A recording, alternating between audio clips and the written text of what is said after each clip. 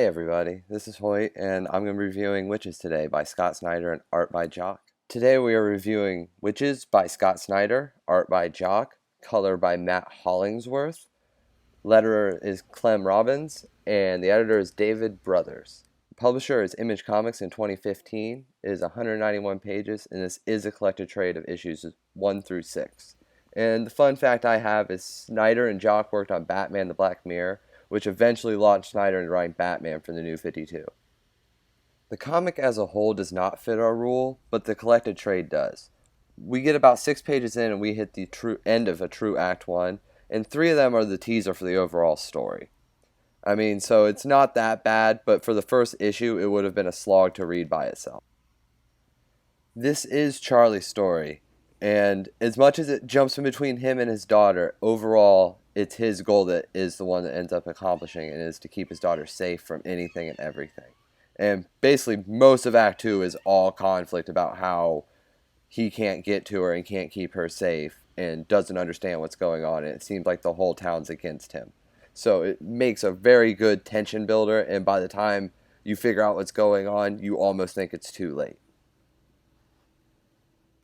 This has a clear beginning, middle, and end, and the chapter breakdowns really help solidify this because you know, oh, here's a break, and here's the next part of the story. So you get a little chance to catch your breath in between all these shocking, horrific things that are going on. And the resolution of this is very nice, especially for the type of story this ends up being. He gets what he wants, but it's in a very tragic way. He ends up doing something that he'll never come back from to save his daughter.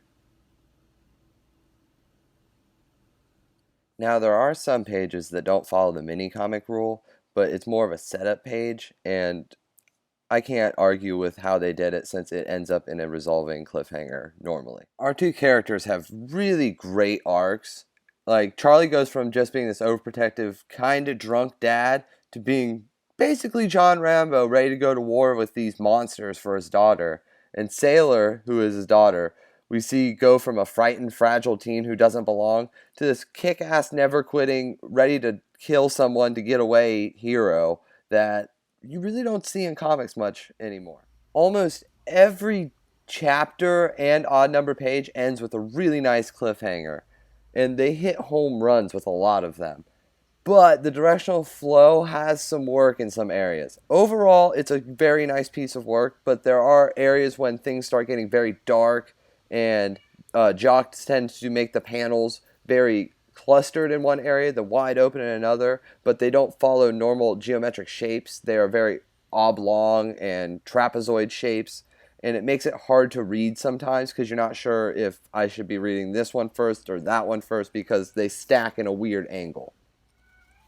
Overall, the art style was really awesome in this. There are areas where it's real dark and grimy and it's hard to see. But then when we get to flashbacks and when we're in houses, it's beautiful, bright. Everyone's very well colorized and you can see the expression on everyone's face.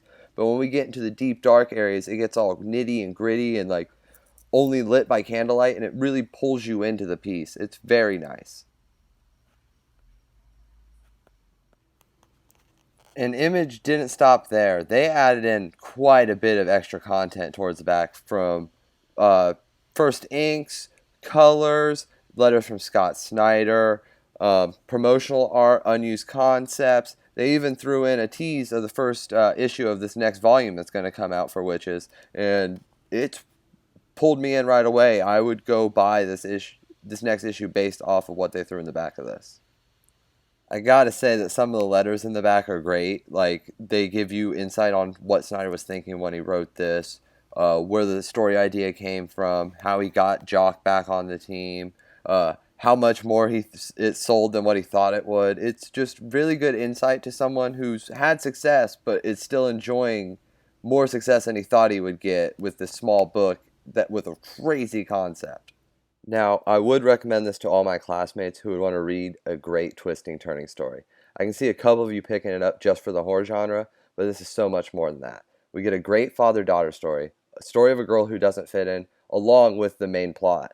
Yeah, it does have a lot of graphic imagery, and the first couple of pages really punch you in the gut, but for my money, I haven't read something this amazing in quite a while. And I would also recommend this not just for horror fans, but anyone who wants to see a great master craftsman at work. Snyder tells a great mysterious tale that has you guessing what's going to happen every time you turn the page. The reveals are great, and the way he ties it up is nice and poetic. He masterfully uses flashbacks to gain us more exposition on what's going on in the present day, but he nicely slices in with action. It's a nice touch, and it breaks up the monogamy of the exposition with cuts of action and craziness going on. As always, you can pick this up from the Full Sail Library or get it on Comixology for $4.99 this month. Have a good one, keep reading, and Alan Scott out. And don't forget to check out other Scott Snyder works, which will be listed below.